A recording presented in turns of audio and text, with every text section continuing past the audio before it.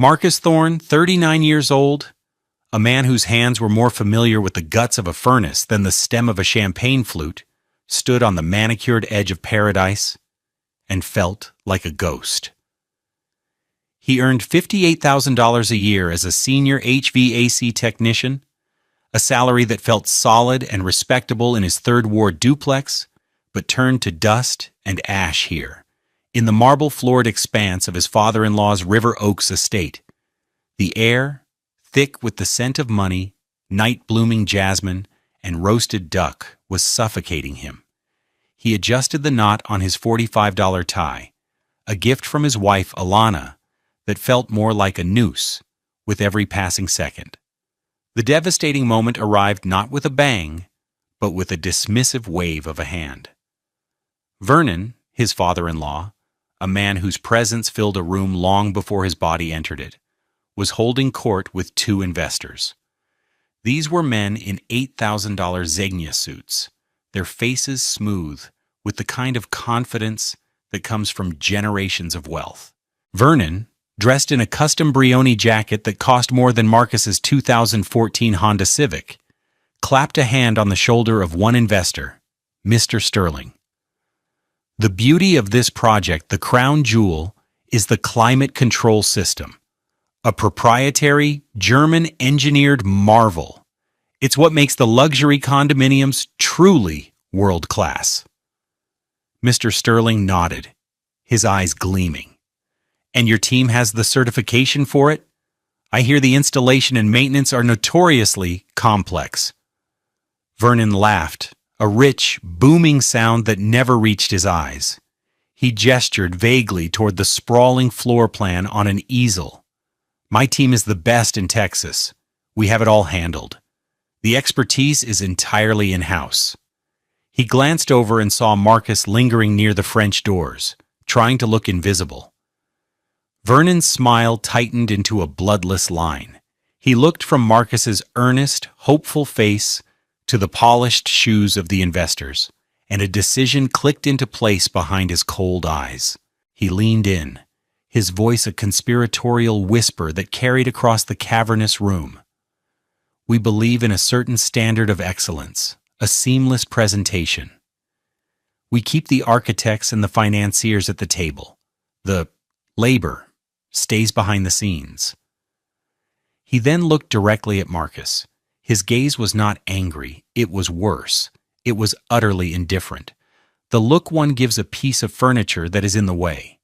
He walked over, his $1,200 leather shoes making no sound on the Persian rug. He didn't raise his voice. He placed a heavy hand on Marcus's shoulder, a gesture that was meant to look paternal to the guests, but felt like a physical eviction. Son, this is a conversation for the principals. Why don't you go check on the catering staff? Or better yet, head on home. Alana will be fine. Long night ahead for us. The humiliation was a physical force, a hot flush that crawled up Marcus's neck. He looked at his wife, Alana, who stood near the fireplace, a vision in a $2,200 Hervé Leger dress, a glass of champagne in her hand. She saw the exchange. She saw the shame coloring her husband's deep brown skin. She met his desperate gaze for a fraction of a second, then looked away, taking a sudden, intense interest in a painting on the wall. She had chosen. Her silence was his answer. Vernon, Marcus started, his voice a dry rasp. Vernon's grip tightened. His voice dropped lower, a venomous hiss meant only for Marcus. I'm not going to say it again. Men who crawl in ceilings for a living don't sit at my table when I'm closing a multi-million-dollar deal. Your part is done. Go. He propelled Marcus toward the grand foyer. A security guard, stone-faced and silent, opened the massive carved oak door without being asked. The message was clear. Get out. Marcus looked back one last time. Alana was now laughing at something Mr. Sterling said, her hand fluttering to her throat. She didn't look back. She had erased him. In that moment, standing on the threshold of the life he thought he was building, Marcus Thorne understood. He wasn't family. He was hired help, and his services were no longer required. The heavy door clicked shut behind him, the sound of the lock sliding into place sealing his fate. He had no idea how wrong he was. We have to understand what brought Marcus to that moment, to that polished oak door clicking shut on his life. It wasn't a sudden betrayal, but the final, crushing payment on a debt of 1,000 small humiliations he had been accumulating for 5 years. The story of Marcus and Alana had begun not in River Oaks, but in the vibrant, historic heart of Houston's Third Ward. They met at a jazz club, a small, dimly lit place where the music was honest and the drinks were cheap.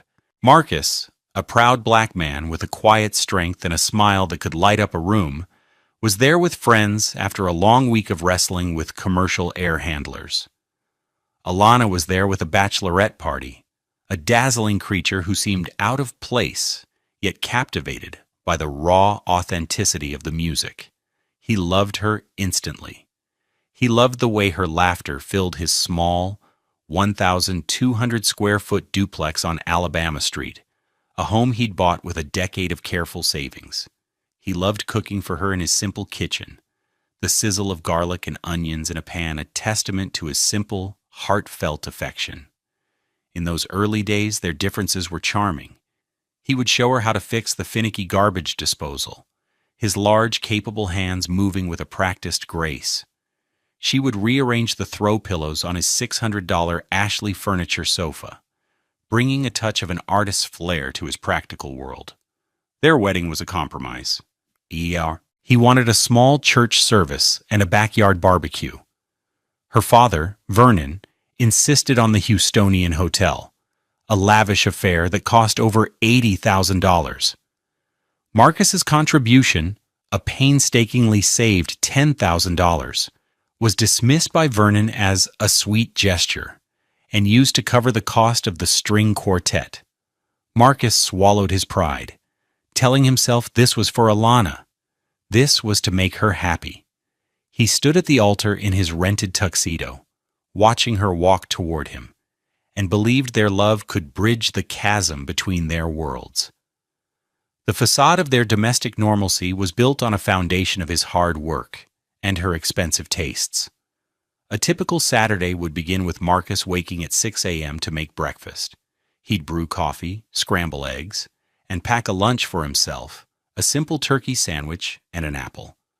Alana would sleep until 10 a.m., emerging in a $350 silk robe to find her coffee waiting.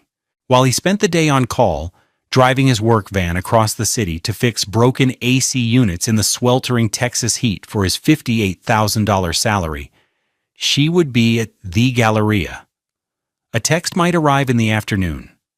A picture of a new purse, a $2,800 Saint Laurent bag. Isn't it gorgeous? It was on sale. The word sale was her justification for every extravagance. He tried to keep up. For their anniversary, he spent 2 months of his overtime pay on a weekend trip to a resort in the Hill Country, a bill that totaled over $1,900. She loved it, but casually mentioned that her friend's husband had taken her to Paris. The comparison hung in the air, unspoken but heavy. He saw the statements for the credit cards Vernon kept in her name, a $4,000 shopping spree at Neiman Marcus, a $700 dinner at Uchi with her friends. He was paying the $2,100 mortgage on their shared home, the utilities, the groceries, while her father funded a lifestyle Marcus could never provide.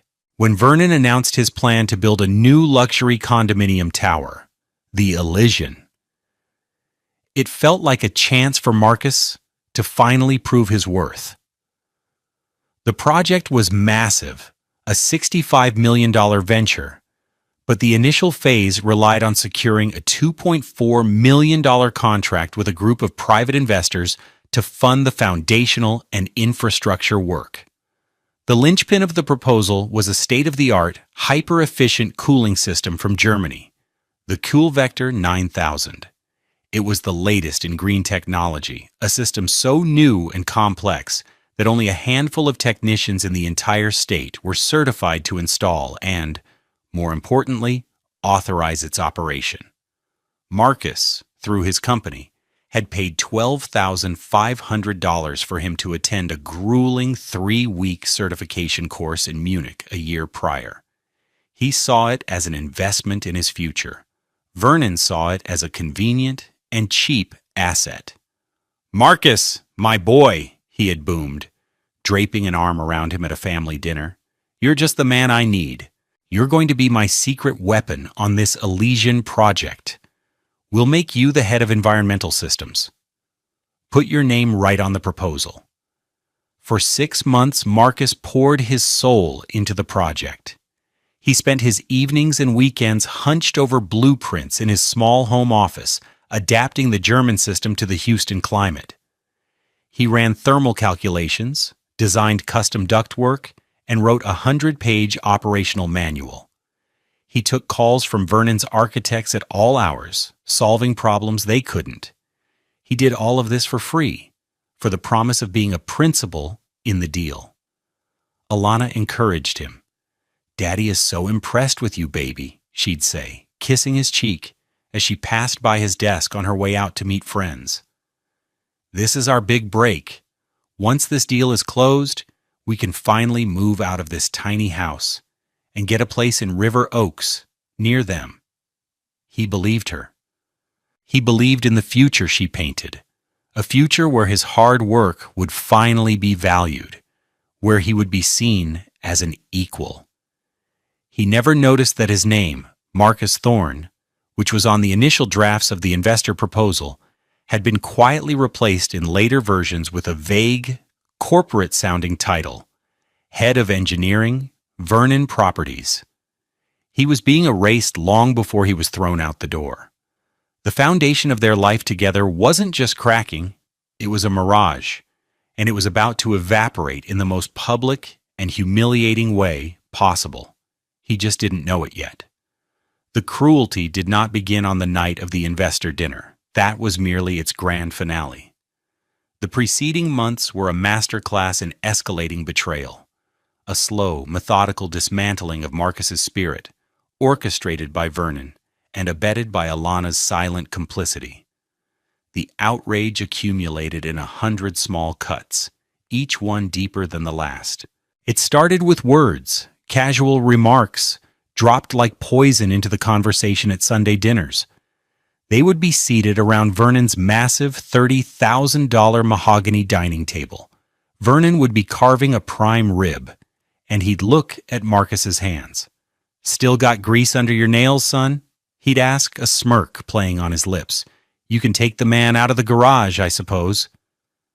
Alana would laugh, a light tinkling sound. "Oh, Daddy, stop it. You know Marcus works hard." It wasn't a defense, it was an excuse, an apology for her husband's blue-collar existence. One evening, Marcus came to the estate straight from a difficult job, his work clothes stained with coolant. He had been called to an emergency at a children's hospital where the main AC unit for the neonatal ICU had failed. He'd worked for 10 hours straight in a cramped, 120-degree rooftop enclosure to get it running. He was exhausted, but proud. He walked in to find Alana and her mother, Eleanor, looking at fabric swatches for the new condo. "Oh, Marcus," Eleanor said, her nose wrinkling as if smelling something unpleasant. "You're not going to sit on the furniture dressed like that, are you? That sofa is Italian silk. It cost $14,000. Marcus stopped in the doorway. "I just saved 3 dozen newborns from cooking in a hot box, Eleanor. I didn't have time to change." Alana rushed over not to hug him, but to steer him toward the back door. "Honey, let's get you cleaned up. Mom didn't mean it like that." But she did, and Alana knew it. As he showered in the guest bathroom, using a $50 bar of soap that smelled like sandalwood, he overheard them in the hallway. "Honestly, Alana," Eleanor's sharp voice cut through the door. "When are you going to get him a respectable job? A desk job? My friend's sons-in-law are bankers, lawyers. What am I supposed to say? My son-in-law services air conditioners? The financial betrayals became more brazen. Marcus had set up a joint savings account when they got married, a place for them to build a future together. He diligently deposited $500 every month. He checked the balance one Tuesday, planning to buy a new set of high-end diagnostic tools that cost $1,800. He had saved up nearly $8,000. The balance was $74.12. Panic seized him. He called the bank, thinking it was a mistake, a fraud alert. The customer service representative informed him of a single withdrawal made 2 days prior, a wire transfer to a company called Etoile Boutique. He confronted Alana that evening. She was in their bedroom, humming, as she unwrapped a new dress, a shimmering, sequined thing. "Alana, what happened to the savings account?" he asked, his voice tight. She didn't even look at him. "Oh, that. I needed a dress for the investor dinner. This is a huge night for us, Marcus. I have to look the part." "The part of what? You spent our entire savings on a dress?" The dress was laid out on the bed. He saw the tag. It wasn't from Etoile Boutique. It was a $7,500 Oscar de la Renta. The boutique was just a reseller. "Don't be so dramatic," she scoffed, finally turning to face him. Her expression was annoyed, not remorseful. "It's not our savings. It's just some money you put aside. Daddy will give it back to you. It's an investment in our future. You need to think bigger, Marcus.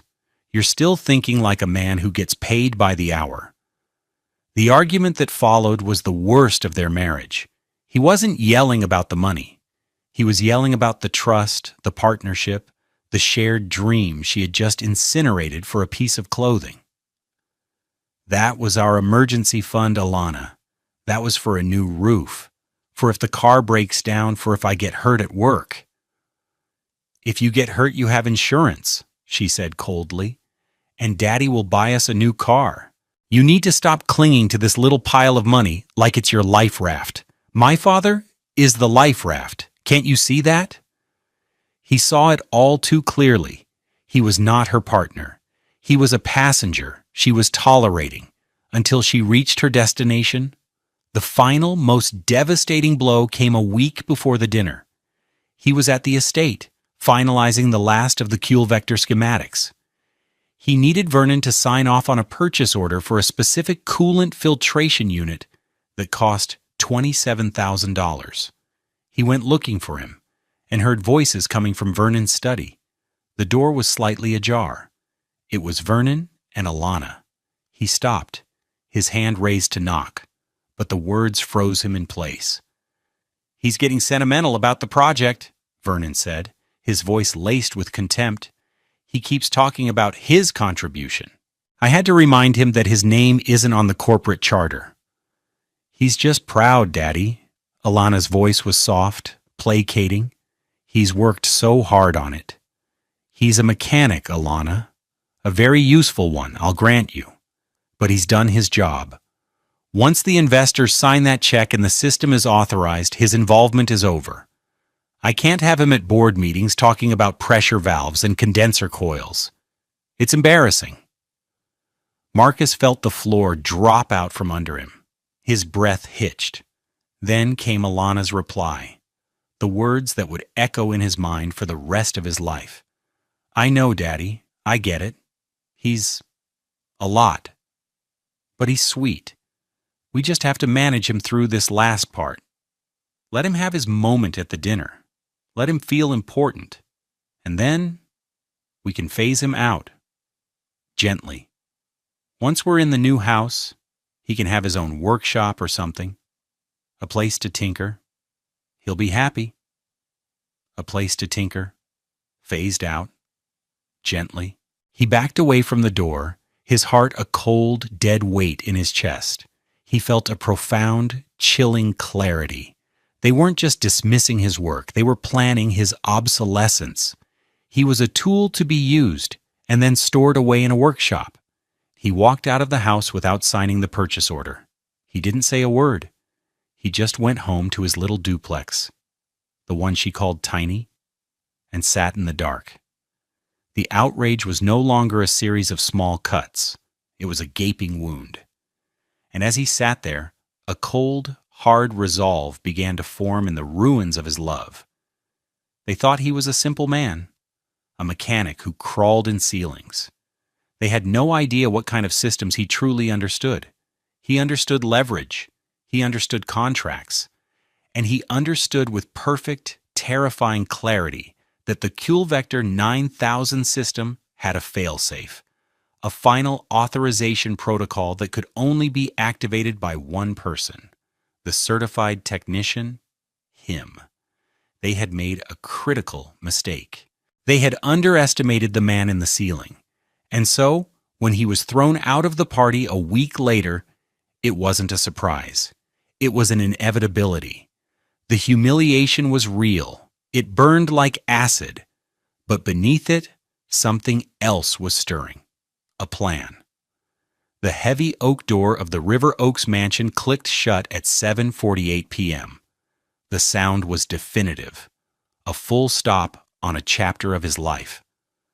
Marcus stood on the top step of the grand stone entrance, the warm, golden light from the party spilling from the tall windows, illuminating the fine mist of rain that had begun to fall. The rain was cool on his hot face, a small mercy. He could still hear the muffled sound of laughter and clinking glasses from within, a world he was no longer a part of. He felt 1,000 eyes on his back, even though there were none. The security guard, a stoic man in a black suit, stood impassively by the door, his presence a clear signal that Marcus was not to re-enter. He walked down the stone steps, his hands sliding down the cool, damp marble balustrade. Each step felt heavy, a descent from the fantasy he had been living into a harsh, unwelcome reality. He reached the bottom of the long, curved driveway, a river of perfectly laid cobblestones that probably cost more than his entire education. The gates were 100 yards away, two massive wrought iron behemoths that looked like they guarded a fortress. As he walked, the rain intensified, plastering his thin $150 department store suit jacket to his shoulders. The drops were cold, and he started to shiver, though he wasn't sure if it was from the chill or the shock. He felt utterly alone. The grand, multi-million-dollar homes of River Oaks were set far back from the road, hidden behind walls and landscaping, their windows like distant, uncaring eyes. The street was silent save for the whisper of the rain and the distant hum of Houston traffic. He reached the gate and stood before it, looking back at the mansion. It glowed like a jewel box, a self-contained universe of wealth and power. Inside, his wife was laughing. Inside, his father-in-law was closing a deal built on his work, his knowledge, his certification. A deal from which he had just been physically ejected. The shame was a physical taste in his mouth, coppery and vile. He had given them everything, his time, his expertise, his love. He had swallowed their insults, endured their condescension, all for Alana, for the dream of a life with her. And she had let them throw him out like trash. She had watched him be humiliated and turned away, more interested in a glass of champagne. The thought was a fresh stab of pain, sharp and deep. He pulled his phone from his pocket, a 3-year-old Samsung with a crack in the corner of the screen. His thumb hovered over Alana's contact photo, a smiling picture of them from their honeymoon. For a moment, he considered calling her, begging, yelling. What was there to say? Why did you let him do that to me? He knew the answer. She agreed with him. He leaned his head against the cold iron bars of the gate, the rain dripping from his neatly trimmed hair onto his face, mingling with the single hot tear that escaped his eye. He closed his eyes. The image of Alana turning her back on him burned onto his eyelids. It was over. He had lost. He was just a broke HVAC tech, and they were the kings of the world. And then his phone vibrated in his hand, a sharp, insistent buzz. He looked down, expecting a text from a friend or a work notification, but it was a calendar alert from a specialized app he used for high-security jobs. The logo was the stylized eagle of the German manufacturer Kühlvektor AG. The message on the screen was simple, written in the precise, no-nonsense language of German engineering. Alert: Kühlvektor 9000 system, IDVERN-PROP-ELYSIAN-01, online and awaiting final commissioning. Protocol 7.4.2, on-site certified authorization, required within 60 minutes of system boot. Operator Marcus Thorne, TX-CERT-91B4, Dispatch ETA, 1958 Central Standard Time. Please proceed to designated pickup point.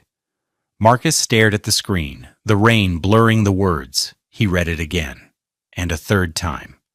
Protocol 7.4.2. He remembered it vividly from his training in Munich. It was a security and liability failsafe. The complex system could be powered on, but it would not become operational. It wouldn't cool until the certified technician who designed the installation physically interfaced with the master control unit on site and entered a unique time-sensitive biometric and alphanumeric code. It was a final check to ensure the system was installed perfectly and to transfer liability from the manufacturer to the operator. He had insisted on enabling it, telling Vernon it was a crucial safety measure. Vernon, bored by the technical details, had waved him off. Fine, do whatever you need to do with your little computer things. Dispatch ETA, 1958 Central Standard Time, 8 minutes from now. A slow smile spread across Marcus's face. It felt alien, like a muscle he hadn't used in years. They hadn't just underestimated him. They had forgotten the most important detail. They saw him as the man who crawls in ceilings, the man with grease under his nails. They forgot he was also the man who held the keys, the only man. He took a deep breath, the damp air feeling clean and sharp in his lungs for the first time all night. He was not broken. He was not defeated. He was holding a royal flush. He straightened up, wiping the rain and the tear from his face with the back of his hand. He looked back at the glowing mansion, at the party, at the life he no longer wanted. He didn't have to play dumb for long. He just had to wait. 8 minutes. He began to walk away from the gate, not back toward his car, but down the wide, empty sidewalk of River Oaks Boulevard, a man with a purpose. The rain didn't bother him anymore. It felt like a baptism. The old Marcus, the one who took the insults and swallowed his pride, was drowning in that rain. A new one was about to be born. What she didn't know, what Vernon didn't know, was that the most important guest of the evening wasn't in the dining room. He was out on the street, waiting for his ride, and it wasn't a taxi. The 8 minutes between the alert and the dispatch ETA were the most transformative of Marcus's life. As he walked along the dark, wet pavement of River Oaks Boulevard, a profound and chilling calm settled over him. The frantic, humiliated man who had been ejected from the party was gone. In his place was a strategist, a technician analyzing a critical system failure. The system in this case was his life. His mind, usually occupied with airflow rates and refrigerant pressures, was now running a different kind of calculation. It was a strategic planning session, held in the theater of his own thoughts. He didn't need a lawyer's office with mahogany desks and leather-bound books. His knowledge was more potent than any legal precedent. It was written in the technical specifications of a contract and the proprietary code of a German machine. He replayed the last 6 months in his head, but not with the sting of emotion. He saw it now as a data stream of evidence. Evidence point 1. The contract. The service agreement he had signed with Vernon Properties was not a simple work for hire. At the insistence of the Kuhlvector legal team in Germany, it contained a specific clause, Section 11b, that named him Marcus Thorn, TX-CERT-91B4, as the sole commissioning agent.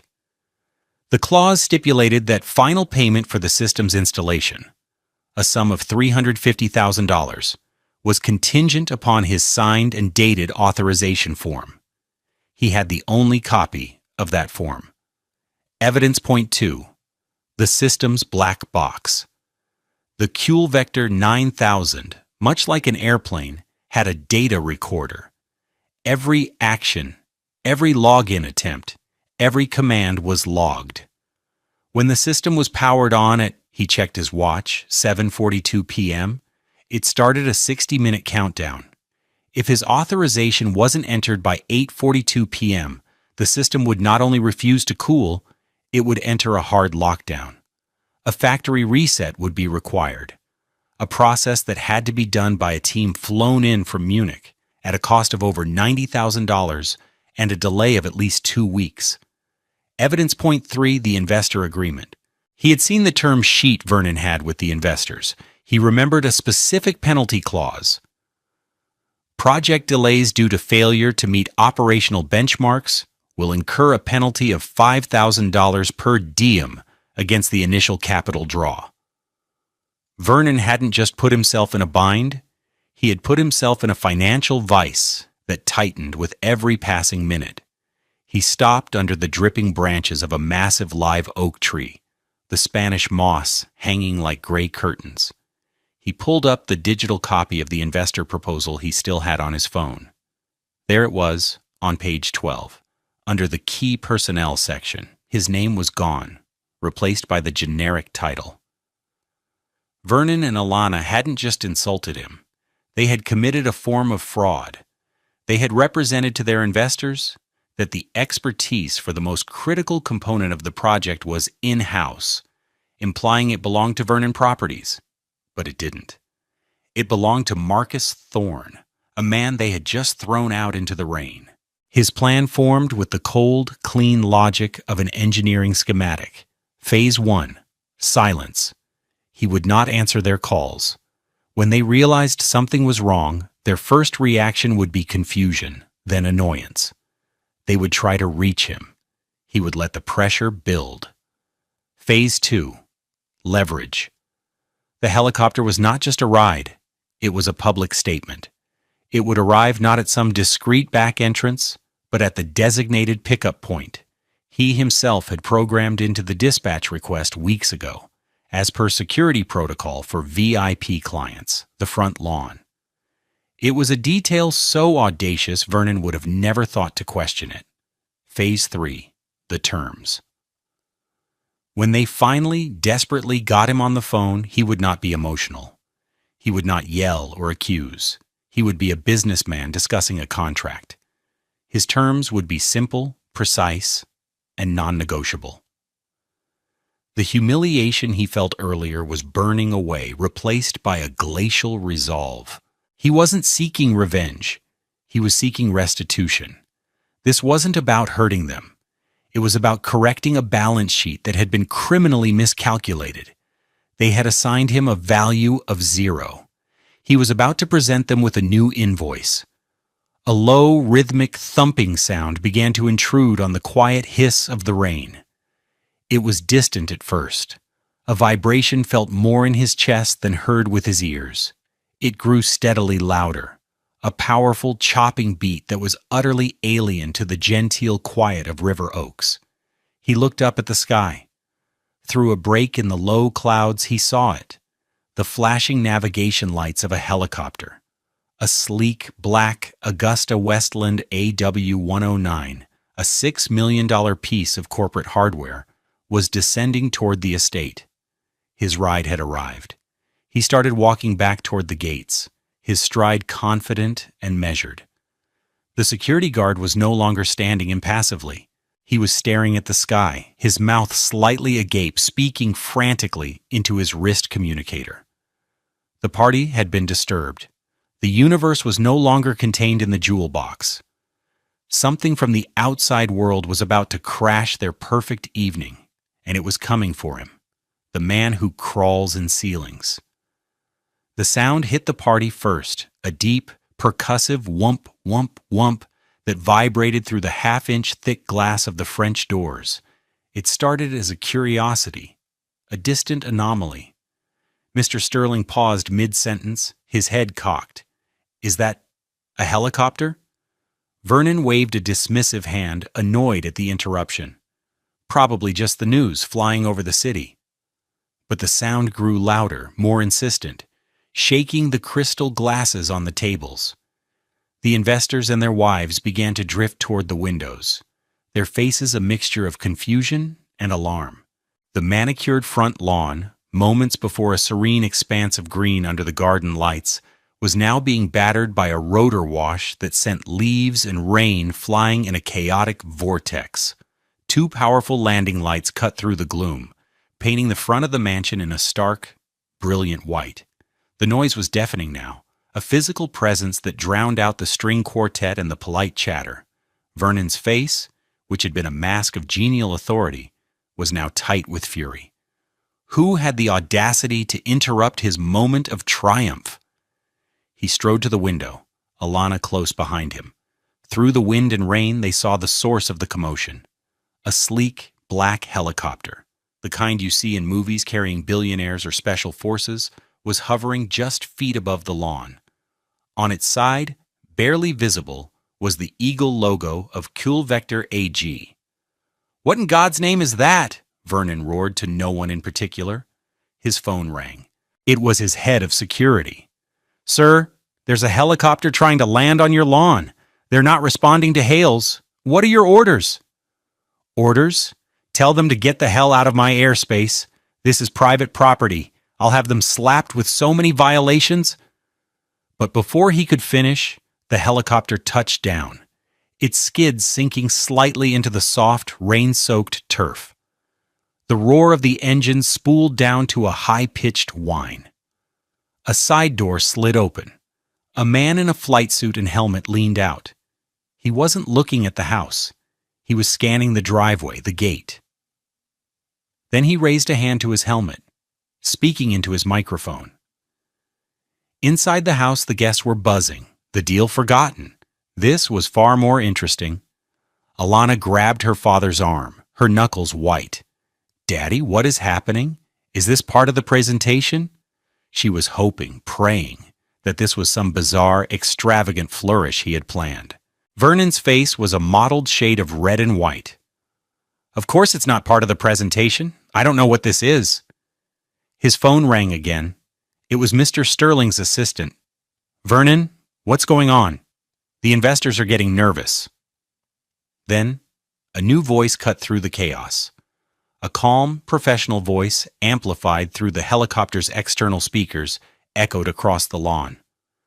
"Paging Marcus Thorne. We are on site for Protocol 7.4.2 commissioning. Please proceed to the vehicle. We are on a 60-minute countdown." The name dropped into the stunned silence of the dining room like a stone. Marcus Thorne. Alana went pale. She looked at her father, whose face had frozen in a mask of disbelief. All the blood had drained from it. "Marcus," she whispered, "what does Marcus have to do with this?" Vernon didn't answer. He was staring out the window, his mind racing, connecting the dots with sickening speed. The German system, the certification, the little details he had dismissed, the man he had just thrown out. "We are on a 60-minute countdown?" He fumbled for his phone, his fingers suddenly clumsy. He scrolled to Marcus's name and hit dial. It went straight to voicemail. He tried again. Voicemail. Panic, cold and sharp, pierced through his arrogance. He looked at Mr. Sterling, who was now watching him with a narrow, suspicious gaze. The $2.4 million deal was evaporating before his eyes. "Alana, call him," he hissed, his voice a strained whisper. "Call your husband. Get him on the phone now." Alana, Her hands trembling, dialed. She listened for a moment, then looked at her father with wide, terrified eyes. "It's going to voicemail." The pilot's voice crackled over the speaker again, more insistent this time. "Commissioning Agent Thorne, we have a hard deadline of 2042 Central Standard Time. Authorization failure will trigger a system-wide lockdown and require factory intervention. Please confirm your status." Vernon felt a wave of nausea. Factory intervention. That meant delays, penalties, humiliation. He ran out of the dining room, pushing past startled guests, and wrenched open the front door. He stood on the top step, the wind and rain whipping at him, and bellowed into the night. "He's not here." The pilot in the helicopter simply looked at him, then turned and spoke into his mic again. 100 yards away, standing just outside the gates, Marcus's phone rang. It wasn't Vernon. It wasn't Alana. It was a private number. He answered. "Thorne." "Mr. Thorne?" a crisp German-accented voice said. It was Klaus, the head of North American operations for Kuhlvector, patched in from the company's Dallas headquarters. "Klaus here. Our pilot reports you are not at the pickup point. Is there an issue?" Marcus looked through the bars of the gate at the scene unfolding on the lawn. He could see Vernon standing on the porch, a small, frantic figure yelling into the wind. He could see the lights of the party, the confused faces in the windows. "There's an issue with site access, Klaus," Marcus said, his voice perfectly calm. "The property owner is uncooperative." "Uncooperative?" "Mr. Thorne, the contract is clear. Unimpeded access for the commissioning agent is mandatory. Is the owner, a Mr. Vernon Maxwell, aware that he is currently in breach of Section 8 of his purchase agreement and is jeopardizing a multi-million-dollar real estate deal?" A slow, cold smile touched Marcus's lips. "I don't believe he is, but I think he's starting to figure it out." Just then, his phone beeped with another incoming call. It was Alana. He let it go to voicemail. A text message immediately followed. "Marcus, pick up the phone. Daddy is freaking out. What is going on?" He ignored it. He said to Klaus, "Patch me through to the property owner's cell phone, would you? I think it's time we had a conversation." "Right away, mister." "Thorne." Vernon's phone rang, displaying a blocked number. He answered it, ready to scream at whoever it was. "What?" "Vernon." The voice was quiet, controlled, and utterly devastating. It was Marcus. Vernon's rage evaporated, replaced by a dizzying mix of fear and disbelief. "Marcus, where are you? You have to get back here. There's a helicopter. They're saying the system." "I know what they're saying, Vernon," Marcus said, his voice as cold and hard as steel. "I'm the one who called them?" Vernon stumbled back a step, speechless. "You have about 43 minutes until your entire HVAC infrastructure becomes a $900,000 paperweight," Marcus continued, his tone flat, devoid of emotion. "A paperweight that will cost you 90 grand in 2 weeks to fix. Not to mention the $5,000 a day penalty from your investors for the delay. I did the math. A 2-week delay is going to cost you $70,000 in penalties alone." "Marcus, listen to me," Vernon pleaded, his voice cracking. "It was a misunderstanding. I was stressed. The investors, just come back, please. We can talk about this." "The time for talking was before you threw me out of your house, Vernon," Marcus said. He paused, letting the silence stretch. He could hear Vernon's ragged breathing on the other end of the line. "You said men who crawl in ceilings don't sit at your table. You're right, they don't.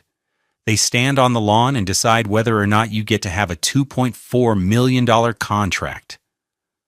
Vernon was silent. Utterly, completely silent. The public humiliation was absolute. "So, here's the new table," Marcus said, his voice dropping even lower.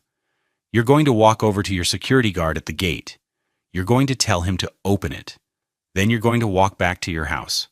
I'm going to come in, do my job, and leave."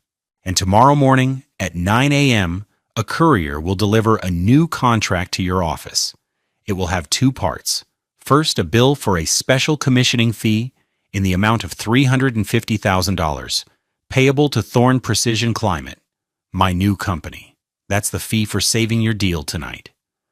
$350,000? Vernon choked out. That's non-negotiable, Marcus stated. Second, it will be a 5-year, exclusive service and maintenance contract for the Elysian Tower's entire HVAC system at a rate of $120,000 per year, also non-negotiable. You will sign it, and the courier will wait for it. If it is not signed, I will file a lien against the property for the full cost of the system I installed, and I will inform CuleVector that their technology is being used by an unauthorized party. I will also be happy to have a conversation with Mr. Sterling about the in-house expertise you claim to have. He could hear Alana's voice in the background now, frantic. What is he saying, Daddy? What does he want? You have 60 seconds to decide, Vernon, Marcus said, his voice final. And tell Alana not to bother calling me again. My business is with you now. The clock is ticking. He hung up the phone. He stood in the rain, a king on his own small patch of sidewalk, and waited. Less than 30 seconds later, he heard the buzz of the intercom. The massive iron gates began to swing silently inward. The aftermath was not a single explosion, but a cascade of failures, each one a direct consequence of Vernon's hubris and Alana's betrayal. The downfall was as meticulous and systematic as the HVAC plan Marcus had designed. The first consequence was immediate and public. Marcus walked calmly up the long driveway, the helicopter's landing lights illuminating his path like a spotlight on a stage. He didn't look at Vernon, who stood on the porch, drenched and defeated. He didn't look at the faces of the investors pressed against the glass. He walked with the quiet confidence of a man who owned the moment completely. He entered the house, the security guard now holding the door open for him, his eyes downcast. He walked past Alana, who stood in the foyer, her face a mess of tears and confusion.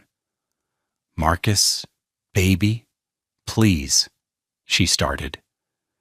He walked past her as if she were a ghost, not even a flicker of acknowledgement in his eyes. He went directly to the basement control room, interfaced with the CuleVector master unit, and with a few keystrokes and a scan of his thumb, authorized the system. A green light blinked on the panel. A soft hum filled the room as chilled air began to flow through the building. His job was done. He walked back up the stairs and out the front door, disappearing into the night without another word. The helicopter's engine spooled up and it lifted off the lawn, vanishing into the clouds as quickly as it had appeared. The party was over. The investors, spooked by the display of internal dysfunction and Vernon's clear lack of control, made their excuses and left within minutes. Mr. Sterling paused at the door, his expression cold. Vernon, he said, his voice flat, this has been illuminating. My partners and I will need to reconsider the terms of our agreement. This is not the seamless operation you promised. We'll be in touch. The $2.4 million contract wasn't dead, but it was on life support, and the terms were about to get much, much worse for Vernon. The second consequence arrived at 9:01 a.m. the next morning, exactly as Marcus had promised. A courier delivered a crisp manila envelope to Vernon's office. Inside was the invoice for $350,000 made out to Thorn Precision Climate, LLC, a company Marcus had registered online for $300 the night before, and the 5-year, $600,000 service contract. Vernon stared at it, his hands shaking with rage. He called his lawyer, a shark who billed at $1,500 an hour, looking for a way out. The lawyer's advice was brutal and swift. Pay him, Vernon. You have no leverage. He can place a mechanic's lien on the property that will halt all financing. He can report you to the manufacturer, who will likely sue you for breach of contract. And if he talks to those investors about what really happened, you won't just lose their money. You'll be sued for misrepresentation. The man has you cornered. Sign the papers. The third consequence was a storm of frantic, pathetic messages from Alana. Marcus didn't block her number. He let the messages accumulate, each one a testament to her unraveling. Voicemail 1, 10:15 p.m., night of the incident. Marcus, I don't know what just happened. You can't just walk away. This is our life. Call me. We need to talk. Tone, confused, demanding. Voicemail 2, 8:30 a.m. next day. I just saw the invoice Daddy sent me a picture of. Are you insane? $350,000? You're trying to destroy him. You're trying to destroy us. How could you be so cruel? Tone, angry, accusatory. Voicemail 3, 1:45 p.m. A text message this time. My Amex was just declined at the salon. Daddy cut off my cards. He's blaming me for this. You did this to me, Marcus. I hope you're happy. Voicemail 4, 6:20 p.m. Baby, please. I'm sorry, okay? I'm so sorry. I should have stood up for you. I was scared of him. I love you. Please, just come home.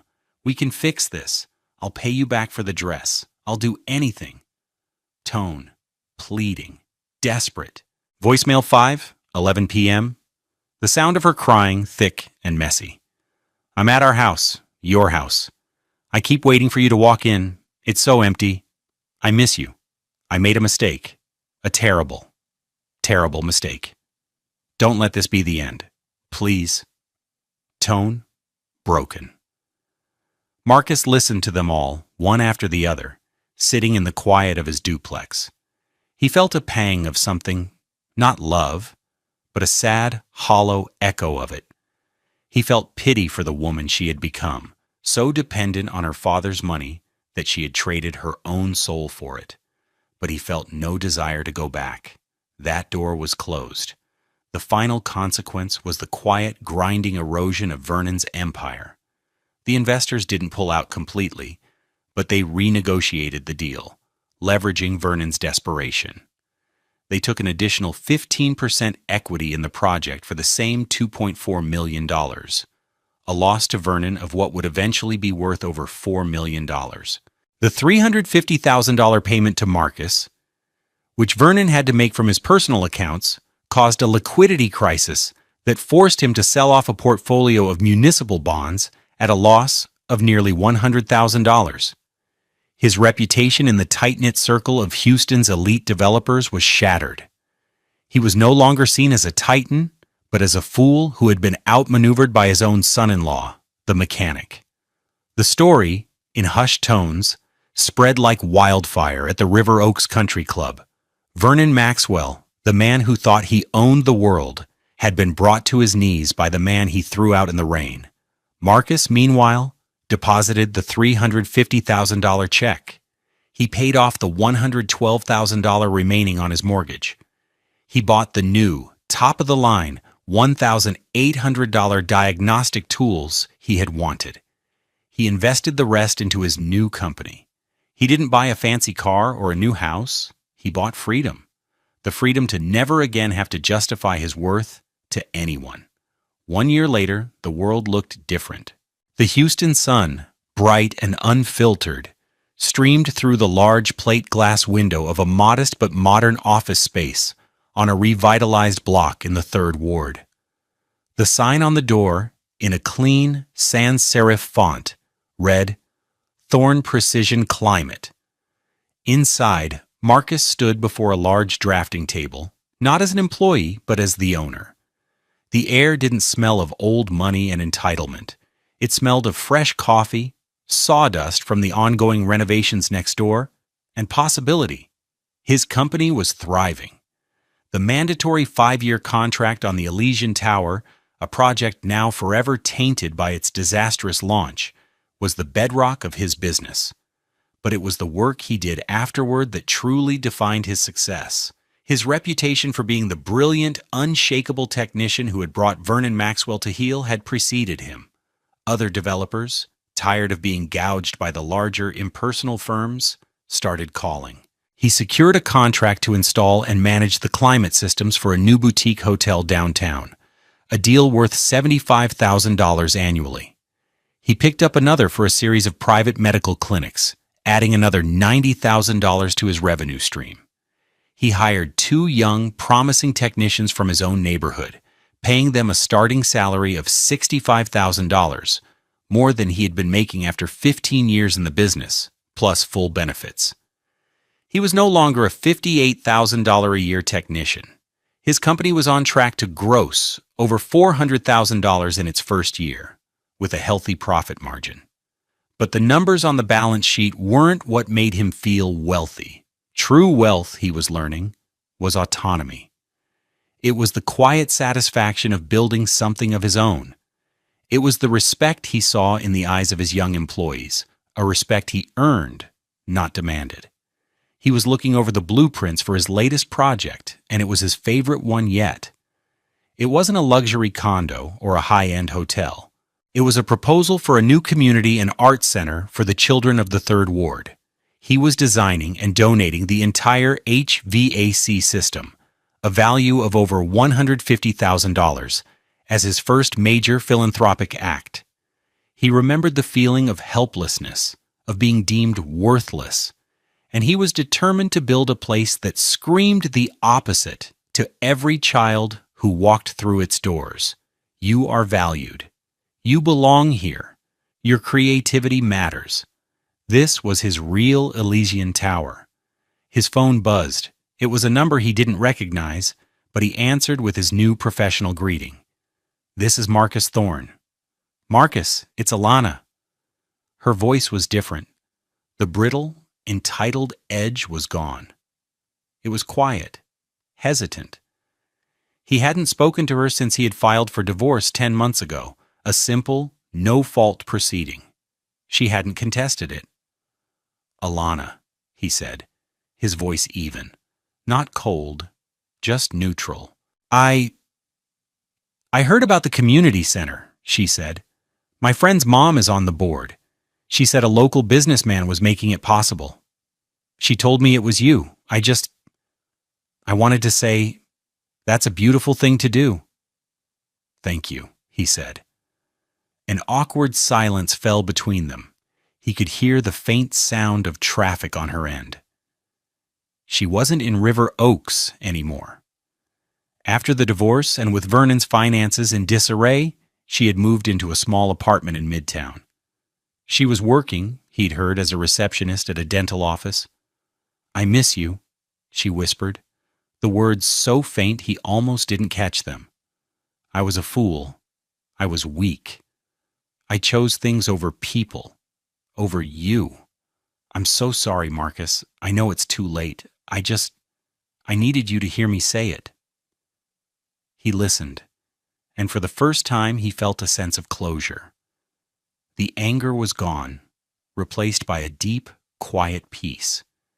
He had forgiven her, not for her sake, but for his. Forgiveness was the final weight he had to set down to be truly free. "I hear you, Alana," he said softly. "I wish you well. I really do. But I have to go. I have work to do." He ended the call before she could reply. He turned back to the blueprints, to the future he was building. He thought about that night in the rain, the humiliation, the feeling of being worthless. He realized that Vernon and Alana had given him a gift. They had shown him the prison he was living in, a gilded cage of their approval. By throwing him out, they had inadvertently set him free. True wealth isn't about the car you drive or the address you live at. It's not about the price tag on your suit or the champagne in your glass. True wealth is character. It's the value you build in the world and the dignity with which you carry yourself. It's the freedom to write your own story, to sign your own name to your life's work, and to know deep in your soul that you are enough. Some people spend their lives in mansions and never learn that. Marcus Thorne learned it in the rain, and it made him the richest man he knew.